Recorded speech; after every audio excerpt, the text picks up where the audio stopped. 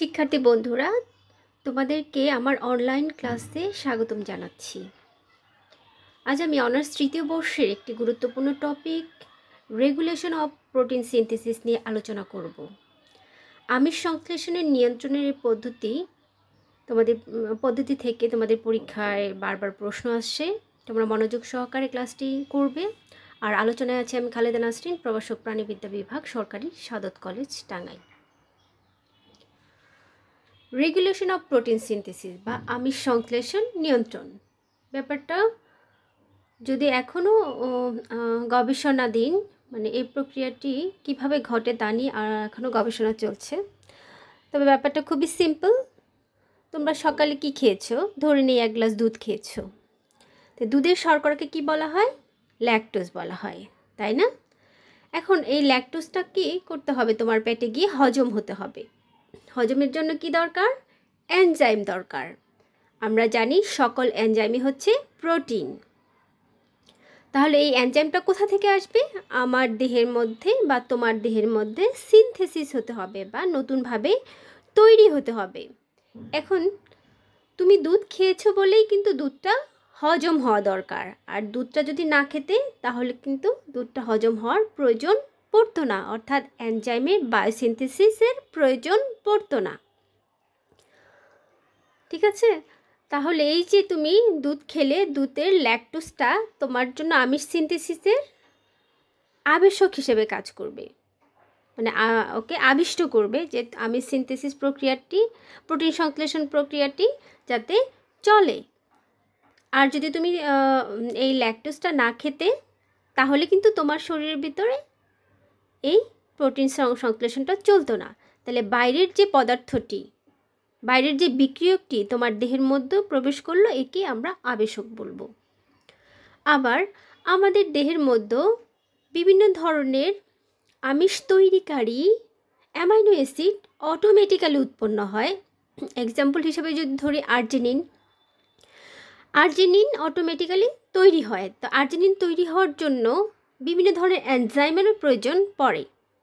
এখন এই আর্জিনিন যদি আমি বাইরে থেকে গ্রহণ করি, কোনো খাদ্যের মাধ্যমে বা কোনো ঔষধের মাধ্যমে গ্রহণ করি, তাহলে কি আমাদের দেহের ভেতরে এই আর্জিনিন তৈরির প্রয়োজন পড়বে? না, পড়বে না। অর্থাৎ বাইরে থেকে যে অণুটি আমরা গ্রহণ করলাম, আর্জিনিন গ্রহণ করলাম, এর ফলে আমার দেহে কিন্তু প্রোটিন সিনথেসিস প্রক্রিয়া বন্ধ হয়ে যাবে। তাহলে প্রথমটির উল্টা। প্রথমটিকে আমি বললাম আবেশক হিসেবে কাজ করলো। আমি দুধ খেলাম, দুধের ল্যাকটোজটা আমাকে আবেশক হিসেবে কাজ করলো। পরবর্তীতে আমি আর্জিনিন খেলাম, আর্জিনিন কিন্তু দমনকারী বা দমনকারক হিসেবে কাজ করলো, রিপ্রেসর হিসেবে কাজ করলো। ঠিক আছে? এই বিষয়গুলো নিয়ে আমি আলোচনা করব। তাহলে দেহের প্রয়োজন অনুযায়ী আমিষ তৈরি হবে, প্রয়োজন অনুযায়ী আমিষ সিনথেসিস বন্ধ থাকবে। তাহলে কখন প্রয়োজন সে ব্যাপারটা আমাদের খেয়াল করতে হবে। আর এক সেট জিন এই আমিষ সংশ্লেষণকে নিয়ন্ত্রণ করে, অর্থাৎ যে প্রক্রিয়ায় প্রয়োজন অনুযায়ী জিনের কাজ নিয়ন্ত্রিত হয়ে আমিষ সংশ্লেষণ চলতে থাকে অথবা আমিষ সংশ্লেষণ বন্ধ থাকে, তাকে আমিষ সংশ্লেষণ নিয়ন্ত্রণ বা জিন প্রকাশ নিয়ন্ত্রণ বা regulation of protein synthesis or regulation of জিন এক্সপ্রেশন বলা হয়। আমিষ সংশ্লেষণের অনেকগুলো পদ্ধতি আবিষ্কৃত হয়েছে। তার মধ্যে উল্লেখযোগ্য হচ্ছে আবেশন পদ্ধতি এবং দমন পদ্ধতি। আবেশন পদ্ধতিকে ইংরেজিতে ইনডিউসিবল সিস্টেম বলা হয় এবং দমন পদ্ধতিকে রিপ্রেসিবল সিস্টেম বলা হয়। আমরা এই দুইটা সিস্টেম নিয়ে আলোচনা করব। তাহলে আবেশন পদ্ধতি, এক্ষেত্রে বাইরের বিক্রিয়ক পদার্থ আবেশক হিসেবে কাজ করবে। যেমন আমি এক্সাম্পল দিয়েছিলাম ল্যাকটোজেনের কথা। বাইরে থেকে ল্যাকটোজেন খেলে, অর্থাৎ এটি বিক্রিয়ক হিসেবে কাজ করবে, একে এখন ভাঙতে হবে। বিক্রিয়ক বাইরে থেকে সরবরাহ করা হলে কোনো এনজাইমের সরবরাহ বৃদ্ধি পাবে, অর্থাৎ একে কি করতে হবে? এখন হজম করতে হবে। হজম করার জন্য এনজাইম দরকার। আর বিক্রিয়ক যদি সরবরাহ না করা হয়, আমি যদি দুধ না খাই, ল্যাকটোজেন না খাই, তাহলে এই এনজাইমের সরবরাহ হ্রাস পাবে। যে এনজাইমটি তৈরি হয়েছিল বা তৈরি হওয়া দরকার, সেগুলো তৈরি হওয়া বন্ধ হয়ে যাবে। তাহলে একেই বলা হয় আবেশন পদ্ধতি। আমাদের আমিষ সংশ্লেষণ নিয়ন্ত্রণ করার জন্য কতিপয় জিন প্রয়োজন। তার মধ্যে উল্লেখযোগ্য একটি জিন হলো দমনকারক জিন। এই দমনকারক জিন যখন সক্রিয় থাকবে সে আমিষ সংশ্লেষণকে দমন করে রাখবে, অর্থাৎ আমিষ সংশ্লেষণ হতে দিবে না। সাপোজ আবেশন পদ্ধতিতে প্রথম কোন কন্ডিশনে আছে, যে দমনকারক জিন সক্রিয় অবস্থায় আছে। যখনই আবেশক গ্রহণ করলাম, অর্থাৎ বিক্রিয়ক গ্রহণ করলাম বা ল্যাক্টোজেন গ্রহণ করলাম, তখন এই সক্রিয় দমনকারক জিনটি নিষ্ক্রিয় হয়ে যাবে। কারণ এই দমনকারক জিন সক্রিয় থাকলে তো আর এনজাইম তৈরি হতে পারবে না, এই জিনটি তার কাজ করা বন্ধ করে দিবে বা এই জিনটি তৈরি হওয়াই বন্ধ থাকবে। কারণ আমি ল্যাক্টোজেন বাইরে থেকে গ্রহণ করেছি, এখন আমার বেশি বেশি এনজাইম প্রয়োজন।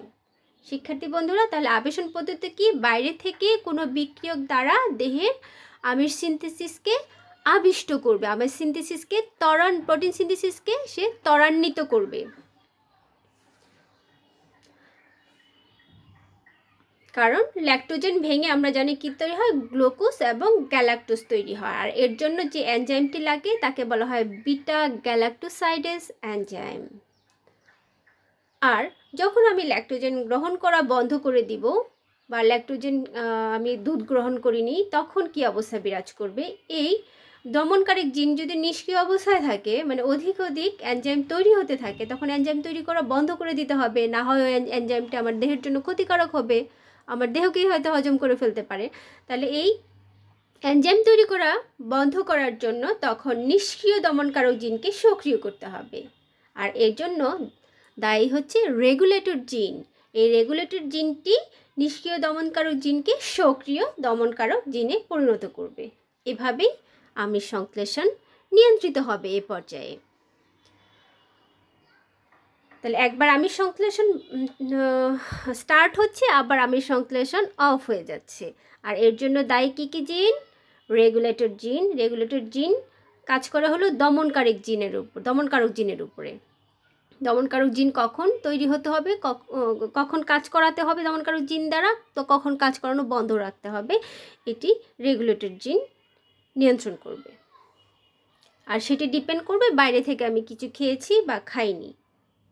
অর্থাৎ কোনো আমার দেহের ভিতরে কোনো প্রোটিন তৈরির দরকার আছে না দরকার নেই, দরকার থাকলে এক ধরনের অ্যাকশন নেবে, দরকার না থাকলে আরেক ধরনের অ্যাকশন নেবে। এখন 2 নম্বর পদ্ধতিতে একটা এক্সাম্পল তোমার বইয়ে আছে, যেমন ইকুলার দেহে বিটা গ্যালাক্টোসাইডেস এনজাইমের উপস্থিতি। তাহলে ইকুলারের দেহে যদি আমরা ল্যাকটোজ সরবরাহ করি, তাহলে ওর দেহে বিটা গ্যালাক্টোসাইডেস এনজাইম তৈরি হতে থাকবে। আর যদি আমরা ল্যাকটোজ সরবরাহ না করি, তাহলে এই বিটা গ্যালাক্টোসাইডেস এনজাইম তৈরি হবে না, বন্ধ হয়ে যাবে। তাহলে এখানে ল্যাকটোজটাই হলো সেই আবেশক। এরপর দমন পদ্ধতি। আমি যে দ্বিতীয় এক্সাম্পলটা দিয়েছিলাম অ্যামাইনো অ্যাসিডের এক্সাম্পল, যেমন আর্জেনিন আমার দেহে উৎপন্ন হতে পারে। তাহলে আর্জেনিন তৈরির জন্য কি দরকার? আবার এনজাইম দরকার। দেহে যদি উৎপন্ন হয়, দেহের ভিতরে এনজাইম প্রয়োজন। আর দেহে যদি উৎপন্ন না করি, আমি সরাসরি আর্জেনিনকে খেয়ে নেই, আমার দেহের ভিতরে গ্রহণ করি, তাহলে কিন্তু আর্জেনিন আমার দেহের ভিতরে উৎপন্ন হওয়ার প্রয়োজন নেই। আর্জেনিন তৈরির জন্য এনজাইমও উৎপন্ন হওয়ার প্রয়োজন নেই। অর্থাৎ এখানে আমি বাইরে থেকে একটা বস্তু গ্রহণ করলে আমার দেহে আমিষ সিনথেসিস বন্ধ হয়ে যাবে। জাস্ট প্রথমটার উল্টা। তাহলে দরকারি অ্যামাইনো অ্যাসিড বাইরে থেকে সরবরাহ করা হলে কোনো এনজাইমের সরবরাহ বন্ধ হয়ে যায়। আবার অ্যামাইনো অ্যাসিড বাইরে থেকে সরবরাহ যদি না করা হয়, তাহলে এনজাইমের সরবরাহ বৃদ্ধি পাবে এই পদ্ধতিতে। প্রথমে আমি আর্জেনিন গ্রহণ করিনি, এই অবস্থায় নিষ্ক্রিয় দমনকারকটা নিষ্ক্রিয় অবস্থায় থাকবে, কারণ আমার দেহের মধ্যে প্রতিনিয়ত আর্জেনিন নামক অ্যামাইনো অ্যাসিডটি দরকার, কারণ এটি থেকে কি তৈরি হয়? প্রোটিন তৈরি হয়। আমরা জানি অ্যামাইনো অ্যাসিডগুলোর পলিমারই হচ্ছে প্রোটিন। তাহলে দমনকারক জিন নর্মাল অবস্থায় আমি যখন বাইরে থেকে গ্রহণ না করব, তখন নিষ্ক্রিয় থাকবে। কিন্তু আর এর জন্য কি করবে? আর বাইরে থেকে যখন আমি গ্রহণ করব, তখন আরেকটি জিন কাজ করবে, তাকে বলা হয় কো রিপ্রেসর। এই নিষ্ক্রিয় দমনকারক জিনকে সক্রিয় করে দেবে। তাহলে বাইরে থেকে যখন আমি আর্জিনিন গ্রহণ না করব, এই দমনকারক জিনটি গ্রহণ না করব, তখন আমার দেহের ভিতরে এনজাইম তৈরির প্রয়োজন পড়বে এবং তখন দমনকারক জিনটি নিষ্ক্রিয় অবস্থায় থাকবে। আর যখনই আমি বাইরে থেকে এই আর্জিনিন নামক অ্যামাইনো অ্যাসিডটি গ্রহণ করব, তখন কিন্তু আমার দেহের ভিতরে এই আর্জিনিন তৈরির জন্য এনজাইমের প্রয়োজন নাই, প্রোটিনটির দরকার নাই, তখন প্রোটিন সিনথেসিস বন্ধ হয়ে থাকবে। এই সময় সহদমনকারক জিনটি সক্রিয় হয়ে যেয়ে এই দমনকারক জিনকে সে সক্রিয় করে দেবে, অর্থাৎ দেহের ভিতরে আমিষ সিনথেসিস প্রক্রিয়াকে স্টপ করে দেবে। কে কাজ করলো? সহ দমনকারক জিন বা কোর রিপ্রেসার জিনটি এই দমনকারক জিনের উপর কাজ করে তাকে অ্যাক্টিভ করে দিল, কারণ আমি বাইরে থেকে অ্যামাইনো অ্যাসিডের সাপ্লাইটা পেয়ে গেছি, আর্জিনিনের সাপ্লাইটা পেয়ে গেছি। তাহলে অ্যামাইনো অ্যাসিডের বাইরে থেকে অ্যামাইনো অ্যাসিডের সাপ্লাই পেলে এই সহ দমনকারক জিনটা তার কাজ শুরু করে দিবে কার উপর? নিষ্ক্রিয় দমনকারক জিনের উপর, তাকে সক্রিয় করে দিবে যে তুমি সক্রিয় হও, আমিষ সিনথেসিস প্রক্রিয়াটাকে বন্ধ করো, কারণ এখন আর আমিষ সিনথেসিসের প্রক্রিয়ার দরকার নাই, কারণ আর্জিনিন অটোমেটিক্যালি দেহের মধ্যে তার সাপ্লাই পেয়ে গেছে, বাইরে থেকে সাপ্লাই পেয়ে গেছে, অটোমেটিক্যালি আর্জিনিন দেহের মধ্যে তৈরি হওয়ার প্রয়োজন নাই। আবার আর্জিনিন যদি বাইরে থেকে সাপ্লাই না করা হয়, তখন কি হবে? দেহের মধ্যে আর্জিনিন তৈরি হতে হবে। এই জন্য এই সক্রিয় দমনকারক জিনকে এখন নিষ্ক্রিয় হতে হবে, কারণ আমিষ সিনথেসিস প্রক্রিয়াকে দমন করার এখন আর প্রয়োজন নাই, আমিষ সিনথেসিসকে রান করতে হবে। উদাহরণ হিসাবে যে আর্জিনিনের সরবরাহ বাইরে থেকে করা, এটি সংশ্লেষণের জন্য দরকারি এনজাইমে বায়োসিনথেসিস বন্ধ থাকে। বাইরে থেকে যখন আর্জিনিন গ্রহণ করব, তাহলে আমিষ সিনথেসিস দেহের ভিতরে আর ঘটবে না, আর বাইরে থেকে না গ্রহণ করা হলে দেহের মধ্যে আমিষ সিনথেসিস প্রক্রিয়া ঘটবে। তাহলে দুটি পদ্ধতি দেখানো হলো। এখন আমিষ সংশ্লেষণের নিয়ন্ত্রণের জন্য একটি মডেল প্রস্তাব করা হয়েছে। এই মডেলটি প্রদান করেন বিজ্ঞানী এফ জেকব ও মোনাট। পরবর্তীতে এই মডেলটি পরিমার্জিত করা হয়েছে এবং এ দুজনের সম্মিলিতভাবে যে মন্তব্যটি করেন সেটি হলো যে আমিষ সংশ্লেষণ নিয়ন্ত্রণের জন্য সম্মিলিতভাবে কতগুলো জিন দায়ী। সম্মিলিত এই জিনগুচ্ছকে বলা হয় অপেরন। অর্থাৎ জ্যাকব এবং মোনাট যে মডেলটি প্রস্তাব করেন 1961 সালে, তাকে বলা হয় অপেরন মডেল। এই মডেল অনুযায়ী কতিপয় জিনের সম্মিলিত কার্যাবলী দ্বারা আমিষ সংশ্লেষণ নিয়ন্ত্রণ হয়। তো অপেরন দুটি অংশ নিয়ে গঠিত। একটি অংশকে বলা হয় অপারেটর জিন, আরেকটি অংশকে বলা হয় স্ট্রাকচারাল জিন। অপারেটর জিনটি স্ট্রাকচারাল বা গাঠনিক জিনের কার্যাবলীকে নিয়ন্ত্রণ করে। তাহলে অপারেটর অংশ কয়টি? দুইটি। একটি হচ্ছে অপারেটর অংশ বা চালক জিন, আরেকটি হলো স্ট্রাকচারাল জিন বা গাঠনিক জিন। আরও কিছু জিন এই আমিষ সংশ্লেষণের সাথে জড়িত, কিন্তু এগুলো অপারেটরের অংশ নয়। সেরকম দুটি জিন হচ্ছে রেগুলেটর জিন বা নিয়ন্ত্রক জিন, আরেকটি হচ্ছে দমনকারক জিন, আমরা যেটি নিয়ে আগে আলোচনা করলাম, বা সাপ্রেসর জিন। তাহলে চারটি জিন। প্রথম হচ্ছে রেগুলেটর জিন। রেগুলেটর জিনের কার্যকারিতায় তৈরি হবে দমনকারক জিন। দমনকারক জিনের কার্যকারিতার উপর নির্ভর করবে অপারেটর জিনের কাজ, আর অপারেটর জিন নিয়ন্ত্রণ করবে স্ট্রাকচারাল জিনকে, একটা চেইনের মতো। ফার্স্টে হলো রেগুলেটর জিন কাকে নিয়ন্ত্রণ করবে? দমনকারক জিনকে নিয়ন্ত্রণ করবে। দমনকারক জিন তার কাজ করবে না করবে না, অন হবে না অফ হবে, এটি নিয়ন্ত্রণ করবে। আর দমনকারক জিন নিয়ন্ত্রণ করবে কাকে? অপারেটর জিন। অপারেটর জিন আমিষ সিনথেসিসকে অপারেট করবে না অপারেট করবে না, সেই অপারেটর জিন আবার গাঠনিক জিন দ্বারা কাজ করাবে না কাজ করাবে না, এগুলো নিয়ন্ত্রিত হবে। গাঠনিক জিন থেকে কি তৈরি হয়? এমআরএনএ তৈরি হবে। এমআরএনএ থেকে তৈরি হবে সেই প্রয়োজনীয় আমিষ বা প্রোটিনটি। অপারেটর জিন, আমি আগেই বলে ফেলেছি যে অপারেটর জিন আবার দমনকারক জিন দ্বারা নিয়ন্ত্রিত হয়। দমনকারক জিন রেগুলেটর জিনের নির্দেশনায় তৈরি হয়, কিন্তু এগুলো প্রোমোটারের অংশ নয়। তো প্রোমোটারের অংশ কয়টি? দুইটি, একটি হচ্ছে অপারেটর জিন আর একটি হচ্ছে স্ট্রাকচারাল জিন। বাকি যে দুইটি জিনের কথা বলছি, রেগুলেটর জিন এবং দমনকারক জিন, এই দুটি অপারেটরের অংশ না। অপারেটর জিনের পাশে একটি প্রোমোটার যুক্ত থাকে, তাহলে নতুন একটি শব্দ আসলে প্রোমোটার। যখনই আমিষ সংশ্লেষণ চলতে থাকবে, আমিষ সংশ্লেষণ অন হয়ে যাবে, তখন অপারেটরের জিনের পাশে আরেকটা জিন প্রয়োজন হবে, তাকে বলা হয় প্রোমোটার জিন। প্রোমোটার জিনই প্রমোট করবে কাকে? আমিষ সংশ্লেষণকে প্রমোট করবে বা আগে এগিয়ে নিয়ে যাবে, যা এই যে আরএনএ পলিমারেজ এনজাইম যুক্ত করে ক্রমশ অপারেটরের দিনে অগ্রসর হয়ে ট্রান্সক্রিপশন প্রক্রিয়া শুরু করে। আমরা জানি যে কি ট্রান্সক্রিপশন প্রক্রিয়ায় যে এনজাইমটি লাগে, ট্রান্সক্রিপশন প্রক্রিয়া কি তৈরি হয়? ডিএনএ থেকে এমআরএনএ তৈরি হয়। এর জন্য সবচেয়ে উল্লেখযোগ্য এনজাইম হচ্ছে আরএনএ পলিমারেজ এনজাইম।